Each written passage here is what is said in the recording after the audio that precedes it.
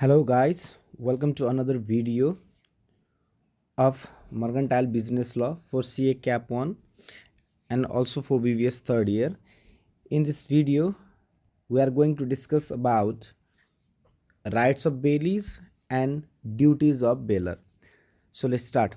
So योभन्दा अगाडि हामीले राइट्स अफ बेलर र ड्युटिज अफ बेली पढे जो एउटाको राइट हुन्छ त्यो अर्काको लागि के हुन्छ हाम्रो लागि ड्युटिज हुन्छ जस्तै राइट्स अफ बेलर हामीले पढेको होला सो राइट्स अफ बेलरमा duties for the bailee is the same त्यस्तै यसमा पनि हामी पोइन्ट नम्बर सी मा छौँ rights of bailees and duties of bailor so एउटाको अधिकार अर्कोको लागि के हुन्छ तपाईको ड्युटिज हुन्छ यसरी तपाईलाई कम्प्यारेटिभली याद गर्न सजिलो पनि हुन्छ हामी पाँच सातवटा पोइन्ट यसमा डिस्कस गर्छौँ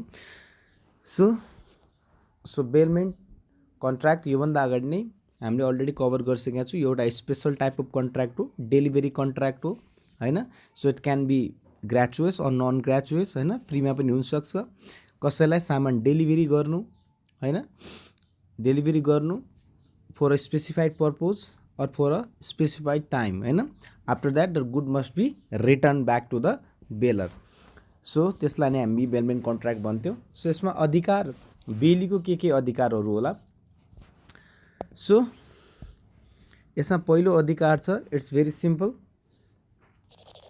पहिलो अधिकार हाम्रो पोइन्ट नम्बर ए मा छ स्मल ए मा right to deliver the goods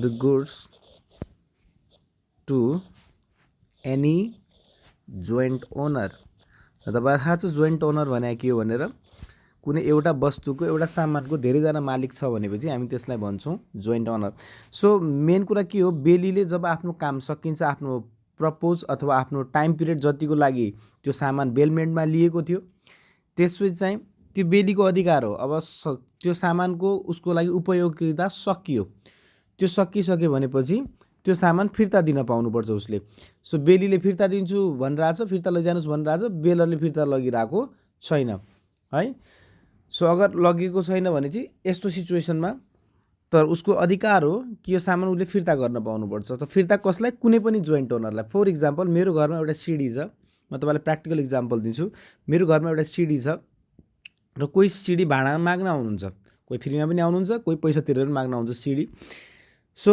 अगर त्यो सिडी मबाट लगेर गयो कसैले मैले उसलाई भाडामा दिदिए त्यो सिडी 3 दिनको लागि त 3 दिनपछि आएर त्यो सिडी उसले रिटर्न गर्ला अब मानु त्यो मेरो घरमा सिडी रिटर्न गर्न आयो म त्यति बेला म घरमा थिएन त मेरो मम्मीलाई उहाँले सिडी दिदिनु भयो भनेपछि त्यो घरमा त्यो गुड्सको ओनर त हामी सबैजना घरको सबै परिवार हो नि त कसैलाई पनि उ त्यो बेलीले चाहिँ यो सामान फिर्ता गर्न सक्छ so that is the case so यसमा लेख्नुस् यसमा धेरै हामीले लेख्नु पर्ने छैन if the goods owned by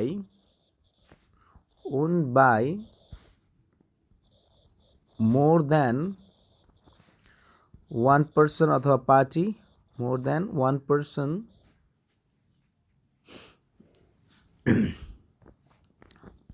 then the bailey has right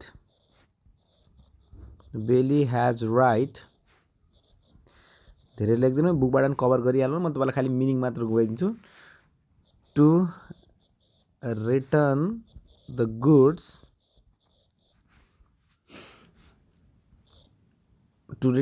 goods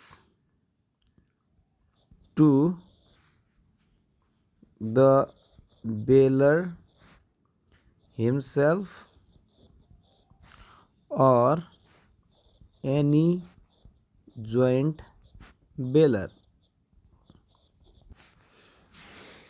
simple छ कि सामान फिर्ता गर्न पाउनुपर्छ बेलीले आफ्नो टाइम सकिसकेपछि अथवा आफ्नो प्रपोज सकिसकेपछि त्यो सामान फिर्ता दिन्छ त फिर्ता गर्दाखेरि बेलरलाई दिँदा पनि हुन्छ या फिर अरू कुनै जोइन्ट बेलर हैन त्यो प्रपर्टीमा सबैको जसको हक लाग्छ त्यसलाई नै हुन्छ है तपाईलाई थाहा होला बेलमेन्ट कन्ट्र्याक्ट खाली मुभेबल गुड्सको लागि मात्र हुन्छ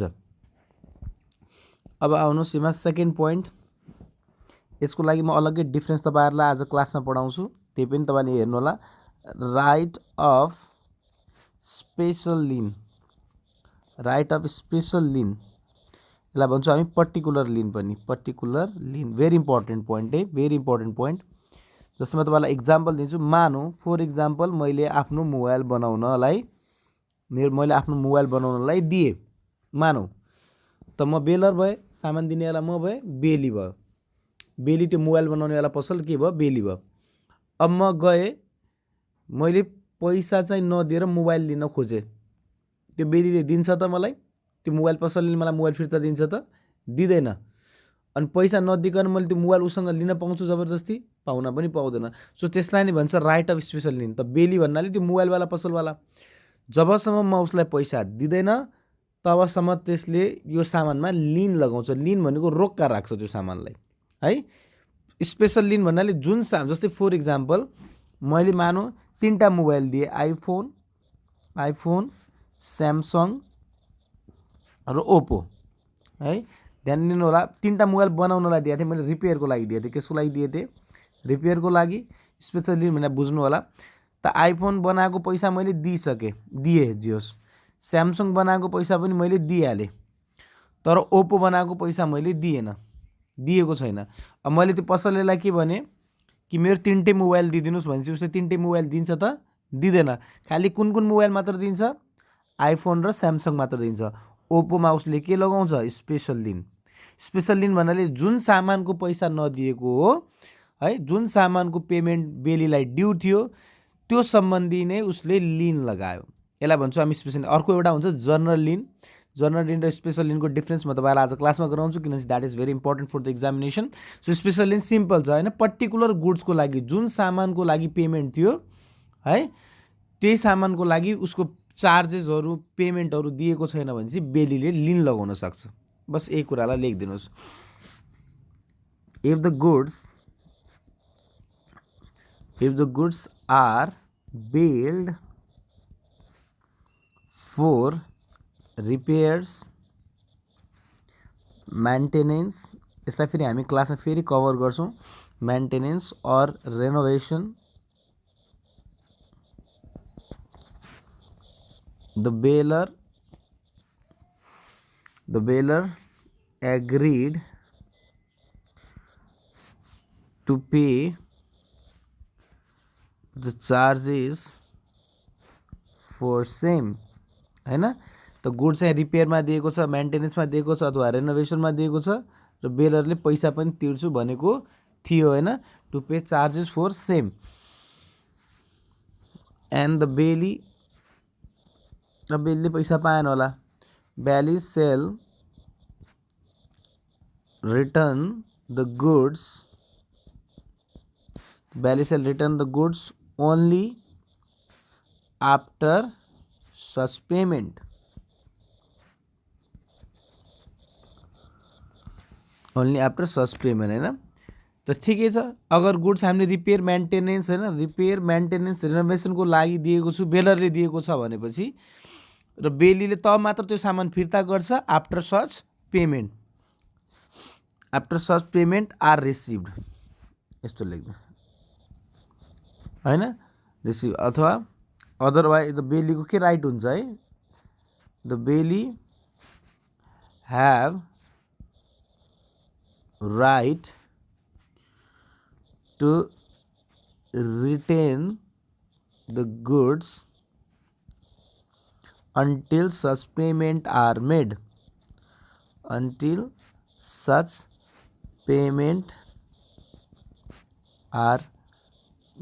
by bearer। So simple. त बेलीको अधिकार छ त्यो सामानलाई रोकेर राख्नु, आफूसँग आफ्नो नियन्त्रणमा लिनु, होइन, लिन लगाउनु, रिटेन गर्नु, होइन, जबसम्म त्यो पेमेन्ट उसले पाउँदैन। त कहिलेसम्म? फर इक्जाम्पल अब त्यो मोबाइल मैले उसलाई पैसा पनि दिएको छैन, बनाएको 500, ओप्पो मोबाइलको बनाएको 500 रुपियाँ, 700 रुपियाँ थियो, त उसलाई मैले बनाएको पैसै दिए छैन। अब मानु 8-9 महिना भइहाल्यो, अब के ऊ मोबाइल मेरो रोकेर राखिराख्ला त? अब धेरै टाइमभन्दा धेरै टाइम ग्याप भयो भने त्यो मोबाइल उसले बेचिदिन्छ, 800 रुपियाँ आफ्नो असुल गर्छ र बाँकी मानु मोबाइल बेचेर 3000 रुपियाँ आयो, त 3000मा आफ्नो 800 रुपियाँ रिपेयरको चार्ज काट्छ, बाँकी 2200 मलाई रिटर्न गरिदिन्छ। कुरा बुझ्नुभयो? त धेरै लङ समयसँग त्यो पैसा दिएको छैन भने चाहिँ बेलीलाई एउटा अधिकार के आउँछ? त्यो सामानलाई बेच्ने अधिकार। अब कति, फर इक्जाम्पल सो मोबाइल त मैले उसलाई दिएँ बनाउन, त्यसको मैले 800 रुपियाँ उसलाई दिएकै छैन। 3 महिना 4 महिना भइसक्यो मैले उसलाई पेमेन्ट दिएको छैन, त उसले त रिपेयर गरिरहेको छ, उसले त पसल चलाउनु पर्ने छ। त पैसा माग्छ नमागे मैले नदिएपछि त्यो मोबाइल उसले बेचिदिन्छ। मानौँ 3000 मा बेच्यो भने चाहिँ 800 रुपियाँ आफ्नो चार्ज काट्छ, बाँकी 22 चाहिँ मलाई फिर्ता गर्नुपर्ने हुन्छ। यो अधिकार पनि आउँछ है। इफ यो पनि लेख्नु होला, if the baler does not pay such charges, is very important, such charges within reasonable time,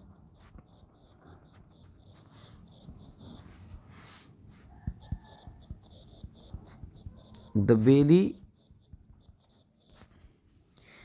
can sell such goods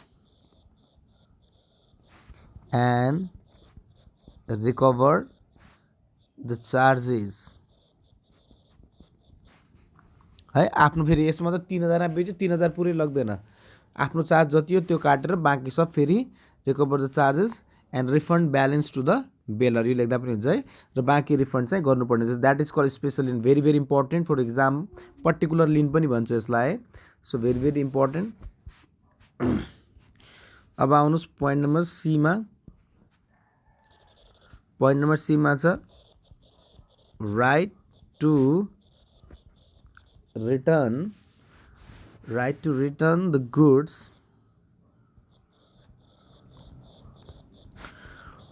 to untitled bearer। यो स्पेलिङहरुको नाम चाहिँ अनटाइटल, बेनामी भनौँ, जसको नाममा हैन, अनटाइटल्ड, TLED है, अनटाइटल्ड बेलर। फर एक्जाम्पल मानौँ दिस इज मी अजय, यहाँ छ हाम्रो रेणुका, यहाँ छ हाम्रो मीमांसा, मानौँ है। सो रेणुकासँग मैले स्कुटी लिए, रेणुकाको स्कुटी लिए, रेणुकालाई मैले 1 हप्ताको लागि मागे स्कुटी। सो रेणुकाले दिदियो, ल आफ्नो सर हो भनेर वानुकोलाई स्कुटी दिदियो। यो स्कुटी लिएर मीमांसालाई मैले यो स्कुटी भाडामा दिदिएँ। यो स्कुटी मैले मीमांसालाई के गरिदिएँ, रेन्टमा दिदिएँ। अथवा यो स्कुटी रेणुकाबाट चोरे, मैले चोरेर यो स्कुटी मैले मीमांसालाई भाडामा दिदिएँ, या फिर बेच्न लागे, केही पनि गर्न लागे, भाडामा दिन लागे, यसरी बुझ्नु होला। अब ध्यान दिएर हेर्नु, अब मीमांसा यो स्कुटी मजाले बजारमा चलाइरहेको थियो, रेणुकाले भेट्यो, रेणुकाले छोप्यो मीमांसालाई, अरे यो त मेरो स्कुटी हो, तपाईँ मेरो स्कुटी के चोरेर लग्नु भयो यताउता भनेर भन्न लाग्यो। मीमांसाले के भन्नु, होइन मैले तपाईँको कहाँ चोरेको। रेणुका आफ्नो स्कुटी माग्न लाग्यो, मेरो स्कुटी दिनुहोस् दिनुहोस् दिनुहोस्, यो स्कुटी त मेरो भन्यो। त मीमांसाले यो स्कुटी रेणुकालाई फिर्ता गर्नुपर्छ र है। सो यसको मतलब मीमांसाले लिँदाखेरि यो स्कुटी कोसँग लिएको थियो, मसँग लिएको थियो, केसमा, गुड फेथमा। गुड फेथ भनेको विश्वासमा लिएको थियो। त यसको मतलब यो रेणुकाको स्कुटी हो, वास्तवमै रेणुकाको स्कुटी हो, तर मीमांसाले यो स्कुटी रेणुकालाई फिर्ता गर्नु पर्दैन। यो स्कुटी मीमांसाले कसलाई नै फिर्ता गर्छ, अनटाइटल्ड बेलर। अनटाइटल्ड बेलरको मतलब यो स्कुटीको टाइटल मेरो होइन, यो स्कुटीको टाइटल मेरो होइन, त्यही पनि मीमांसाको अधिकार हो। यो सामान अजयलाई फिर्ता गर्छ र रेणुका आएर मलाई समात्छ र मलाई कोर्टमा लैजाला अथवा मलाई केही कानुनी कारबाही गर्ला। त यो मीमांसाको बेलीको रेस्पोन्सिबिलिटी होइन, के भन्छ मैले उसलाई बेलमेन्टमा दिएको हो नि स्कुटी रेन्टमा। कुरा बुझ्नुभयो। सो द्याट्स वाइ यसलाई तपाईँहरूले यसरी बुझ्नुपर्ने हुन्छ है, सिम्पली। अब यही कुरालाई मैले तपाईँहरूको एक्जाम्पलको केसमा मात्र लेखाइदिने हो, बस यसमा के छ भन्ने कुरा मात्र है।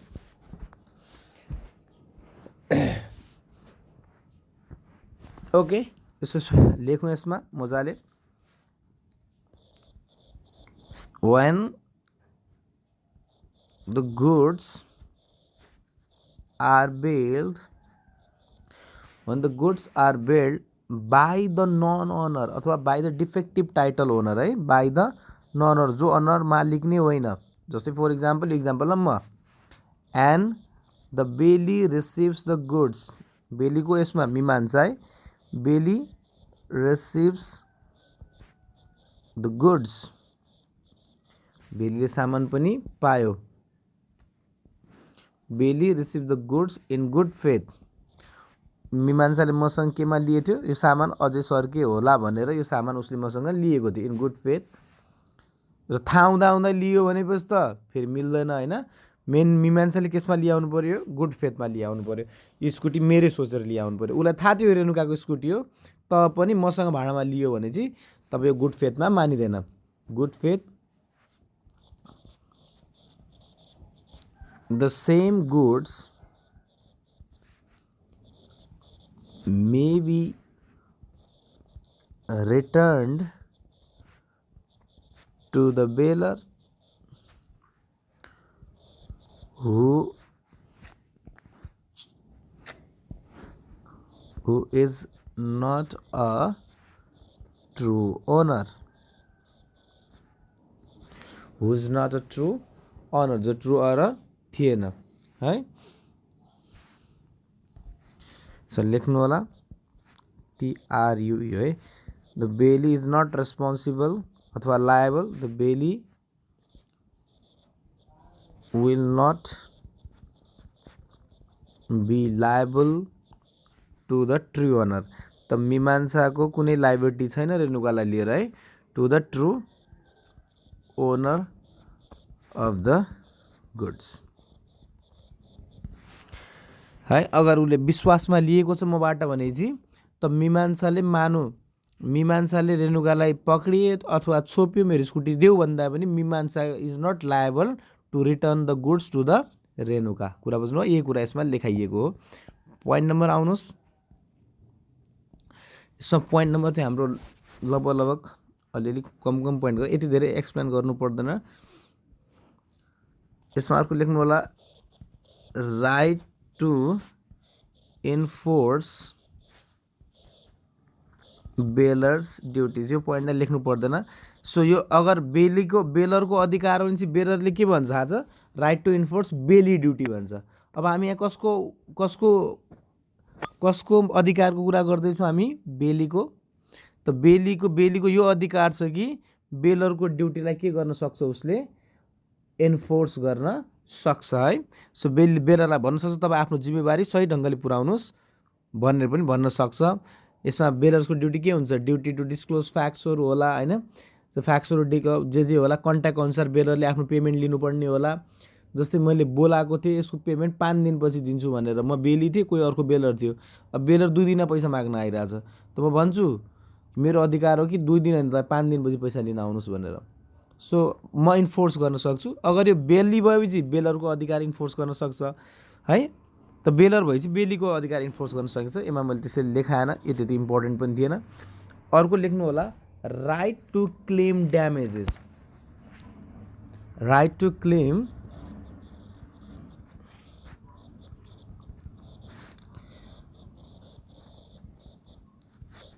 जस्तै फर इक्जाम्पल मैले रेणुकाबाट स्कुटी लिएँ, स्कुटीको ब्रेक फेल रहेछ, स्कुटीको के रहेछ, ब्रेक फेल रहेछ। यो रेणुकालाई थाहा थियो, कि स्कुटीको ब्रेक फेल भएको थियो भनेर। त उसले मलाई दिनुभन्दा अगाडि सर यसको ब्रेक फेल छ, राम्रोसँग चलाउनु होला या फिर यसलाई ग्यारेजमा लगेर हालिहाल्नु होला भनिदिएको भए त्यो रेणुका त स्कुटी दिनेवाला। अब मानौँ त्यो उसले चाहिँ मलाई मेरो एक्सिडेन्ट भयो है, एक्सिडेन्ट भएर मेरो हात भाँच्चियो, त गल्ती कसको, बेलरको। सो यस्तो सिचुएसनमा म बेली हुँ नि, रेणुका बेलर हो, म आफ्नो ड्यामेज क्लेम गर्न सक्छु। सो यो कुरालाई यसमा लेखिदिउँ बस। The Bailey is entitled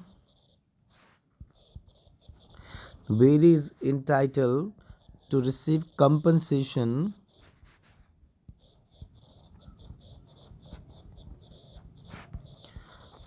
from the baler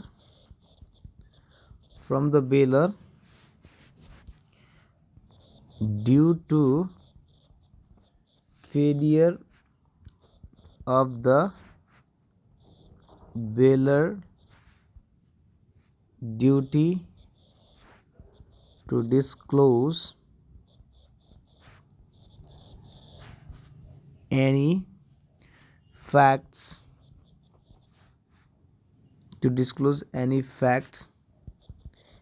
in the goods known to the baler.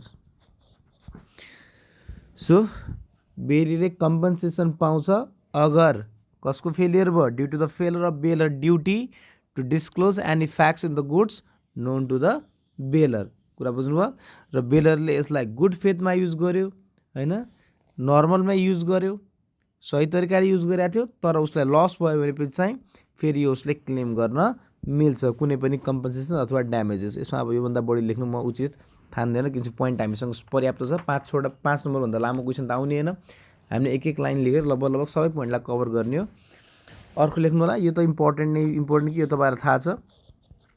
Right to claim reimbursement of expenses. तपाईँलाई थाहा होला बेलमेन्ट दुईवटा टाइपको हुन्छ, ग्रेचुएस नन ग्रेचुएस है। बेलमेन्ट कति टाइपको हुन्छ हाम्रो, ग्रेचुएस र non ग्रेचुएस।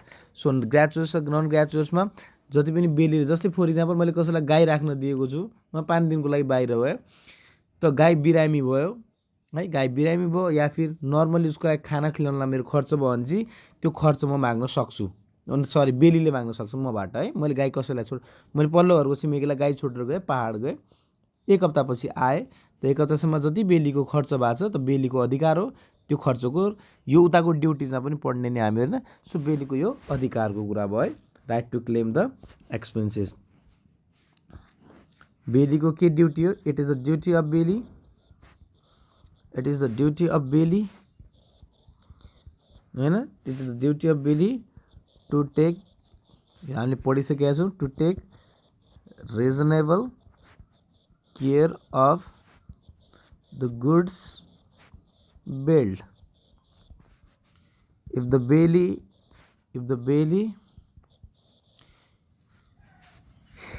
incurs any expenses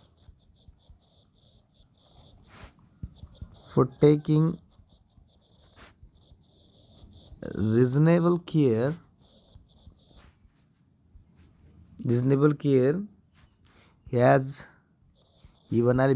he has right to claim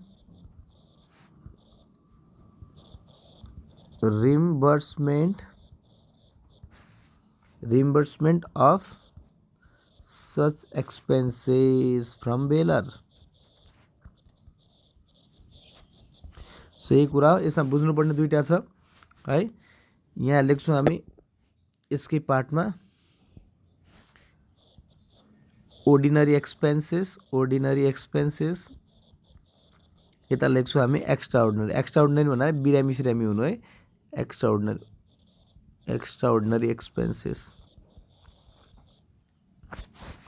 र बेलमेन्ट दुईवटा टाइपको हुन्छ हाम्रो, एउटा ग्र्याचुइटियस, अर्को हुन्छ हाम्रो नन ग्र्याचुइटियस। ओके, यसमा बुझ्नु पऱ्यो हामीले सिम्पल है। ग्र्याचुइस बेलमेन्ट भनेको फ्रीको बेलमेन्ट है। फ्रीको बेलमेन्टमा जे पनि खर्च बेलीको हुन्छ, किनकि फ्रीमा काम गरिदिरहेको छ बेलीले, यो त for the benefit of bailor. Gratuitous bailment is always for the benefit for the bailor है, for the benefit of the bailor, अथवा दुइटैको लागि हुन्छ ग्र्याचुइस पनि। For the benefit of bailor मानौँ जसरी पनि भयो, अगर ग्र्याचुइस बेलमेन्ट छ for the benefit of bailor, जस्तो मैले गाई राखिदिएँ, बाख्राहरू कुखुराहरू छोडेर गएँ भनेपछि for the benefit of bailor हो। त्यस्तो सिचुएसनमा अर्डिनरी एक्सपेन्स पनि क्लेम गर्न सक्छ बेलीले र एक्स्ट्रा अर्डिनरी एक्सपेन्स पनि क्लेम गर्न सक्छ। एक्स्ट्रा अर्डिनरी भन्नाले बिरामी सिरामी हुनु, त्यसलाई प्रोटेक्सन गर्ने एकदम जरुरी है, कहिलेकाहीँ आपतकालीन हुन्छ नि। नर्मली खानासाना, नर्मली गाईको चारासारा यिनीहरू भयो भने त्यो चाहिँ तपाईँहरूको अर्डिनरीमा अब एक्स्ट्रा अर्डिनरी भन्नाले कहिलेकाहीँ खुट्टा भएको छ, कहिले के होला, कुनै बिरामी इलनेस होला। अब नन ग्र्याचुइसमा हेर्नु होला, नन ग्र्याचुइसमा तपाईँको अर्डिनरी एक्सपेन्सेस मिल्दैन बेलीलाई, यो अधिकार छैन। तर एक्स्ट्रा अर्डिनरी भनेको त 81 त्यसको ज्यान बचाउनु पर्ने भयो है। त नन ग्र्याचुइस बेलमेन्ट भन्नाले के, पैसाको लागि बेलमेन्ट हो। फर इक्जाम्पल मैले रेनुकाको स्कुटी भाडामा लिएँ र के भइदियो भन्दाखेरि उसको ह्यान्डल या फिर के लक भइदियो, 81 म चलाइरहेको थिएँ स्कुटी, त ह्यान्डल के भइदियो, लक भइदियो। त ह्यान्डल लक भइदियो भनेपछि त त्यो ह्यान्डल लक गर्ने खर्च भयो होला मलाई, त्यो खर्च भयो। ह्यान्डल लक मैले चलाउँदाखेरि भयो नि, त रेणुकाबाट थोरै माग्न मिल्छ कि बेलरजी मलाई पैसा दिनु भनेर, मिल्दैन नि। सो द्याट्स वाइ अर्डिनरी खर्चको केसमा पैसा मिल्दैन, तर एक्स्ट्रा अर्डिनरी भइदियो है। इन्जिनै सिज भइदियो, इन्जिन सिज भएपछि त बनाउनु पऱ्यो, इन्जिन सिज भएपछि त बनाउनु पऱ्यो। मेजर डिफेक्ट आयो भने चाहिँ त्यो एक्स्ट्रा अर्डिनरी सिचुएसनमा चाहिँ त्यो क्लेम गर्न मिल्छ। सो यति थियो। त्यसपछि अझ आउनुहोस्, हामी लगभग लास्ट पोइन्टतिरै छौँ। अब दुईवटा पोइन्ट हामीले लगभग कभर गरिहाल्यौँ। ओके, धेरै लङ भिडियो भइहाल्यो, धेरै पोइन्ट लेखाइहाल्यो। लास्ट पोइन्ट लेखाउँछु, योभन्दा बढी लेखाउँदैन ल म। अब दुई तिनवटा पोइन्ट अरू डिस्कस गरेर सोच्दै बुकबाट पनि कभर गर्नु होला अलिअलि।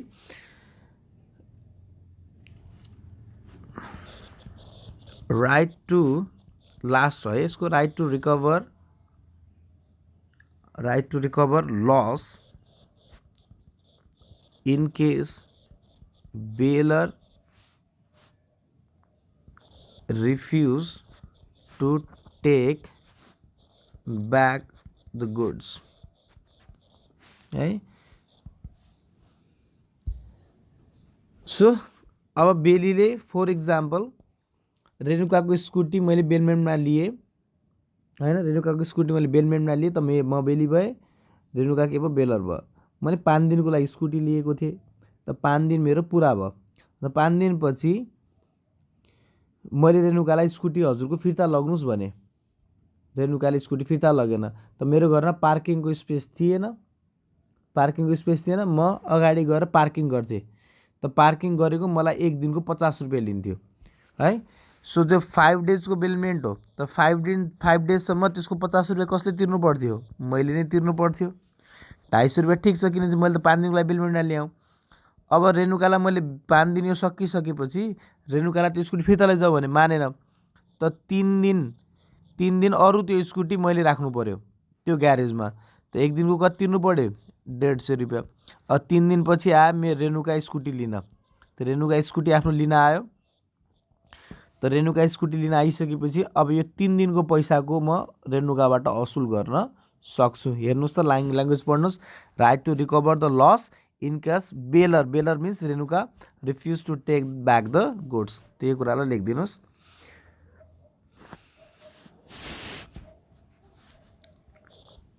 If the time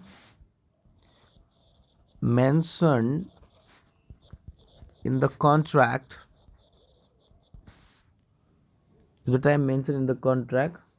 or within reasonable time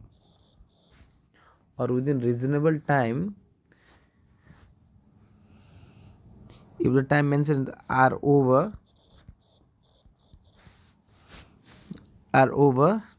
and the Bailey wants to return the goods and the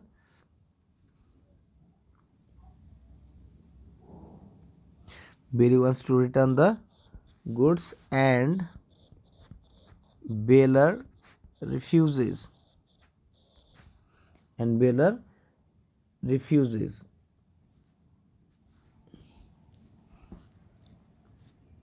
if the time mentioned in the contract or within the reasonable time are over and the Bailey wants to return the good and Bailor refuses. In such situation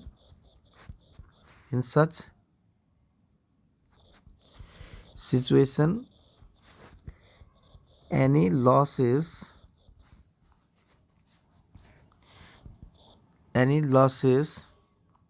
suffered by Bailey can recover from the Bailor. बस यति point थियो। यसमै धेरै point भइहाल्यो, video लामो हुन्छ। अब म तपाईँलाई ड्युटिज अफ बेली पढाउँला, ड्युटिज अफ बेलर है। राइट्स, यही राइट्सहरू उता गएर ड्युटिज हुन्छ। तपाईँले यो कुरा हेर्नु होला, बाँकी म क्लासमा कभर गराउँछु। Okay, thank you for this video. कसै के छुट्यो भने चाहिँ यहाँ लास्ट पोइन्ट होला। ओके, हाफ एन आवरको भिडियो भइहाल्यो। यति लङ जाला मैले सोचेको थिएन 15 मिनट्समा कभर गर्ला भनेको थाहै भएन। सो नेक्स्ट भिडियोमा हामी ड्युटिज अफ बेलर पढ्छौँ। ड्युटिज अफ बेलर 4-5 वटा पोइन्ट त्यसको पनि पढ्छौँ अनि यो च्याप्टरलाई क्लोज गर्छौँ।